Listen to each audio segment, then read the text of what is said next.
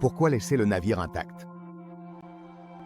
Pendant des décennies, le Marie Céleste est resté synonyme de mystère, de terreur en haute mer, d'inexplicable. Mark Twain en a plaisanté. Arthur Conan Doyle, le créateur de Sherlock Holmes, a écrit une histoire inspirée de l'affaire, brodant sur des pirates et des trahisons. Et Hollywood s'est chargé d'alimenter la légende. Mais parmi tous les récits, il y en a un qui a donné la chair de poule à des générations entières. Un marin portugais, dont le nom n'a jamais été vérifié, a affirmé avoir fait partie de l'équipage du Marie Céleste.